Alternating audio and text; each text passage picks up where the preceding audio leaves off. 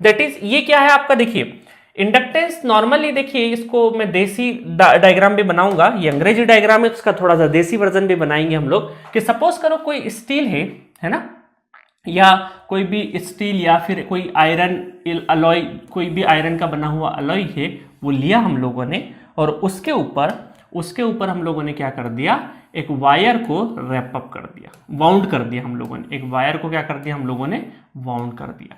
यह आपने 12th class में भी पढ़ा होगा, है ना। तो एक आयरन या उससे बना हुआ कोई भी अलॉय मटेरियल लिया, और उससे हम लोगों ने, है ना, अलॉय मटेरियल लिया, और उसके ऊपर हम लोगों ने एक वायर को वाउंड कर दिया। वायर को वाउंड करने के बाद अगर हम लोगों ने यहाँ पे करंट फ्लो कराया, ठीक है, तो यहाँ पर क्या होगा, मैग्नेटिक फ्लक्स लाइंस, ठीक है, मैग्नेटिक फ्लक्स लाइंस प्रोड्यूस होगी। ये कैसे देखते हैं, 4 फिंगर को कर्ल करो तो थंब क्या दिखाएगा आपको, फ्लक्स दिखाएगा। ये वाला पूरा का पूरा कॉन्सेप्ट 2 घंटे मैंने ये वाला बहुत ही डिटेल वर्जन में मशीन में पढ़ाया है, क्योंकि मशीन में जो आपका ट्रांसफॉर्मर बना रहता है ना जिस कोर से, उसी का ये पूरा कंपोनेंट होता है, और बहुत डिटेल में हम लोग वहां पर पढ़ते हैं। और फिर यहीं से हिस्टेरिसिस जो कर्व है आपका, फेमस हिस्टेरिसिस कर्व, वो कैसे बनता है, डाइपोल के मूवमेंट क्या होते हैं, सब कुछ मशीन में पढ़ाया। नेटवर्क में उसकी जरूरत नहीं है। और इसी को हम क्या बोलते हैं, इलेक्ट्रोमैग्नेट बोलते हैं। क्या बनते हैं, ये क्या बन गया, मैग्नेट बन गया ना। एक मैग्नेट तो परमानेंट मैग्नेट होता है, जो आप बचपन में खेलते थे, चिपका देते थे कहीं पर भी, वो क्या था, परमानेंट मैग्नेट था। एक होता है इलेक्ट्रोमैग्नेट। इलेक्ट्रोमैग्नेट में मतलब क्या है कि कोई भी आपने अलॉय लिया, उसके ऊपर आपने वायर को वाउंड किया, उसमें करंट फ्लो करा दिया, तो वहां से वो क्या बनेगा, फ्लक्स लाइंस बनेगा, मतलब नॉर्थ पोल और साउथ पोल बन जाएगा। ठीक है, इसका मतलब इलेक्ट्रोमैग्नेट, इसको क्या बोलते हैं हम लोग, इलेक्ट्रोमैग्नेट। और एक और नाम है इसी का, देखो ये हमने देसी डायग्राम बनाया, ये थोड़ा सा अंग्रेजी डायग्राम है ना, थोड़ा सा दिखने में ऐसा कि लेंथ है, ये आपको विजुअलाइजेशन अच्छे से हो इस वजह से बना दिया। जब हमारे व्हाइट बोर्ड पे लेक्चर आते थे तो इसी को बनाते थे, अब इसको यहाँ पे बना दिया। इसको बोलते हैं हम लोग इलेक्ट्रोमैग्नेट, या फिर इसको एक और फेमस नाम है, दैट इज सोलेनॉइड।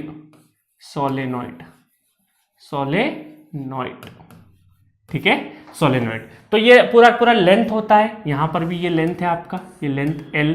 ठीक है, एरिया ऑफ क्रॉस सेक्शन कौन सा कहलाएगा, एरिया ऑफ क्रॉस सेक्शन, ये एरिया ऑफ क्रॉस सेक्शन। ठीक है, तो ये आपका देखिए एरिया ऑफ क्रॉस सेक्शन, ए से डिनोट किया, ये कोर मटेरियल है। ये नंबर ऑफ टन्स है, नंबर ऑफ टन्स है ना, ये नंबर ऑफ टन्स, कितने नंबर ऑफ टन्स आपने वाउंड करे, और ये लेंथ है, ये जैसे लेंथ है। तो जब इसका हम लोग लेबोरेटरी में एक्सपेरिमेंट करते हैं तो हमने पाया कि जो आपका जो इंडक्टेंस है ना, जो इंडक्टेंस है L, वो क्या होगा, proportional to the number of turn के स्क्वायर के। नंबर ऑफ टन के क्या है, नंबर ऑफ टन के स्क्वायर के प्रोपोर्शनल क्या कहलाया आपका, इंडक्टेंस कहलाया। सिमिलरली जब हम लोगों ने इसकी लेंथ देखी तो लेंथ के क्या कहा, जो इंडक्टेंस रहा वो लेंथ के इनवर्सली प्रोपोर्शनल रहा। ठीक है, और एक और हमने एक्सपेरिमेंट किया जिसमें पाया, तो जो लेंथ है एरिया ऑफ क्रॉस सेक्शन के उसमें देखें तो जो इंडक्टेंस है, नॉट लेंथ, इंडक्टेंस जो है वो आपका क्या रहा, directly proportional to the area रहा। तो ये 3 हमको ऑब्जर्वेशन मिले लेबोरेटरी में, नंबर 1, नंबर 2 और नंबर 3, कि inductance is directly proportional to the number of turn to the square of the number of turn. Inductance is inverse proportional to the length, length बढ़ाएंगे तो इंडक्टेंस कम होगा। और area अगर बढ़ाएंगे, एरिया ऑफ क्रॉस सेक्शन, ये area of cross section बढ़ाएंगे तो हमारा इंडक्टेंस क्या होगा, इंक्रीज करेगा। तो L is inductance proportional to the area of cross section, है ना। बहुत ज्यादा डिटेल वर्जन में नहीं जा रहे, आप ये समझिए। और तीनों इक्वेशन का अगर मैं कंबाइंड फॉर्म लिखूं, तो L is proportional to n square A divided by L, n square A divided by L। और यहां पे प्रोपोर्शनल साइन अगर हटेगा तो कांस्टेंट इंट्रोड्यूस होगा, उस कांस्टेंट को क्या बोलते हैं, 2 मिनट थोड़ी देर से बोलता हूं, उसको क्या बोलते हैं, इसको नीचे ले आते हैं, है ना, बहुत ही फेमस टर्म है। एक कांस्टेंट इंट्रोड्यूस होगा n square A divided by L, और उसको बोलेंगे हम लोग, उसको बोलेंगे म्यू। क्या बोलेंगे, म्यू।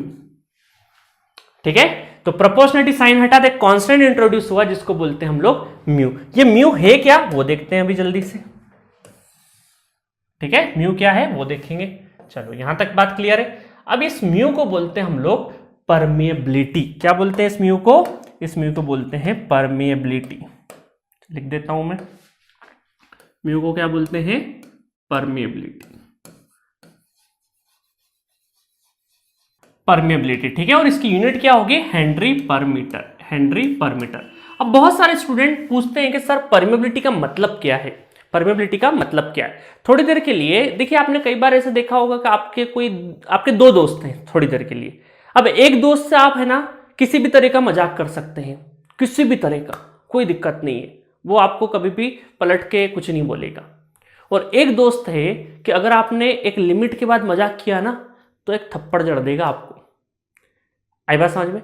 तो दोनों दोस्त की कोई ना कोई लिमिट है। एक की लिमिट बहुत देर तक आप कितना भी लेवल तक का मजाक कर सकते हैं, बट उसका भी कोई ना कोई तो लिमिट होगा ना, कोई ना कोई तो लिमिट होगा।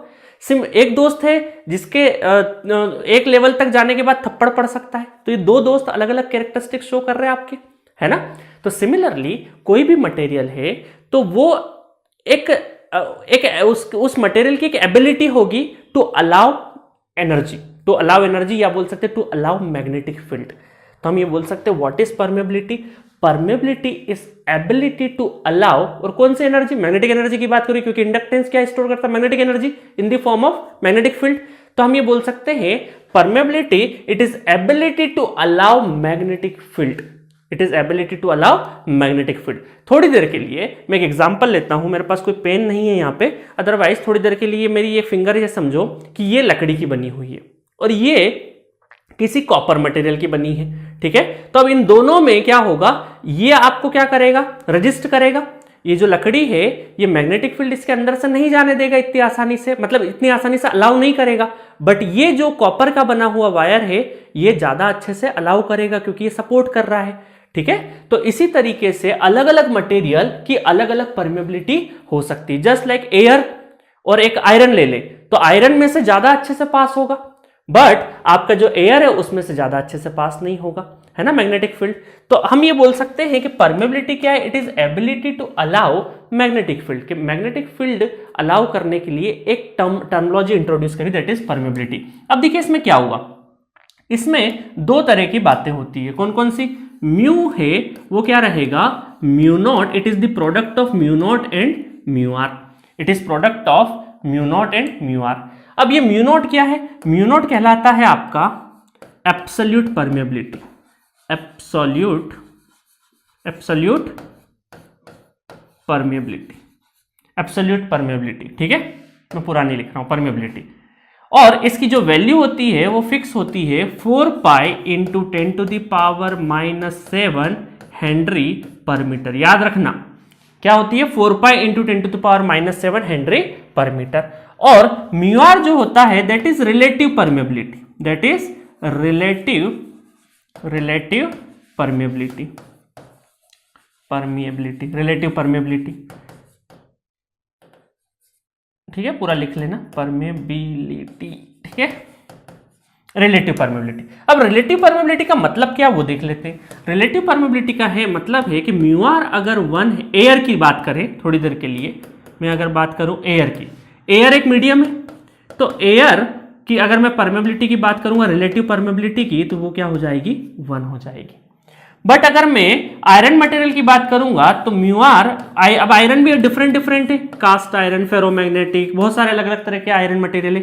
तो आयरन की अगर मैं बात करूंगा तो म्यू आर कहां चले जाएगा, 1600 से लगाकर 2000 के बीच में एक रेंज लिख दी मैंने, है ना। इसका मतलब है कि ऐसे मटेरियल जो कि मैग्नेटिक फील्ड को सपोर्ट करते हैं, मतलब कि आपका चुंबक जिससे चिपकता है ना वो क्या करेगा, मैग्नेटिक फील्ड को सपोर्ट कर रहा है कहीं ना कहीं, तो उसकी रिलेटिव परमेबिलिटी क्या रहेगी, ज्यादा रहेगी, ठीक है। उसकी रिलेटिव परमेबिलिटी आपकी क्या रहेगी, ज्यादा रहेगी। और नॉर्मल एयर है तो रिलेटिव परमेबिलिटी क्या होगी, 1 होगी। सी द डिफरेंस कि रिलेटिव परमेबिलिटी, एक एयर लिया, मतलब ये वो दोस्त है आपका, है ना, ये वो दोस्त, इसकी एबिलिटी ज्यादा है, ज्यादा से ज्यादा मैग्नेटिक फील्ड पास करा सकता है अपने अंदर से, बट ये ज्यादा, एयर वाला जो मीडियम है वो ज्यादा मैग्नेटिक फील्ड पास नहीं करा सकता है, ठीक है।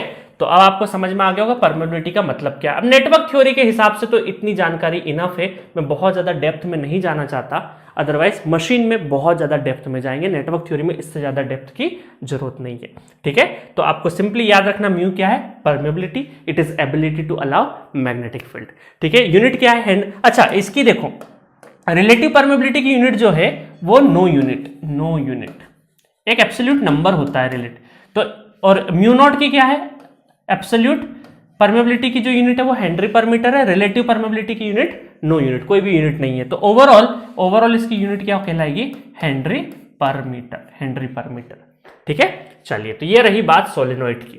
तो आपको सोलेनोइड में क्या चीजें ध्यान रखना है, ये फॉर्मूला ध्यान रखना है, क्योंकि इससे डायरेक्टली क्वेश्चंस कई बार फ्रेम हो जाते हैं। तो L equal to mu n square A divided by L। ठीक है, तो जैसे हम लोगों ने देखा था रेजिस्टेंस में क्या किया था, रेजिस्टेंस में एक था हमारा रेशो वाला, रेजिस्टेंस में क्या था, V बाय आई का जो रेशो है वो रेजिस्टेंस कहलाया, और रेजिस्टेंस में एक चीज और देखी थी हमने, रो L बाय ये। सिमिलरली यहाँ पे inductance mu n square A divided by L है ना। तो दोनों फॉर्मूले देख रहे, एक सिंपल वाला जो रेशो पे डिपेंड करता है, और एक ऐसा जिसमें हम लोग एक्सपेरिमेंटल क्वांटिटीज से हम लोग डील करके फॉर्मूला लेके आते हैं। तो ये है हमारा सोलेनोइड। चलिए नेक्स्ट चलते हैं, नेक्स्ट डिस्कशन की तरफ। तो नेक्स्ट डिस्कशन हम लोग अगले लेक्चर में करेंगे, क्योंकि ये वैसे ही लेक्चर हमारा थोड़ा बड़ा हो गया है। ठीक है, तो इस लेक्चर में यहीं तक रहने देते हैं। अभी तक हम लोगों ने क्या क्या पढ़ लिया, बाकी की चीजें अभी खत्म नहीं हुआ इंडक्टेंस। ठीक है, अभी एक सेकंड वाले लेक्चर में हम लोग देखेंगे। तो हमने इंडक्टेंस और इंडक्टर की डेफिनेशन देखी प्रॉपरली कैसे एक कंडक्टर को हम लोगों ने ट्विस्ट किया नंबर ऑफ टर्न्स में, और वहां से हम लोग इंडक्टेंस का फॉर्मूला इजाद किया हम लोग। ठीक है, हम लोग नहीं बनाए, ऑलरेडी थी, हम सिर्फ स्टडी कर रहे बनी बनाई चीजों पे। हम बहुत छोटे लोग हैं, साइंटिस्ट बहुत काम करके गए। इलेक्ट्रोमैग्नेट, सोलेनोइड के बारे में देखा, और वहां से हम लोगों ने परमेबिलिटी के बारे में भी समझा।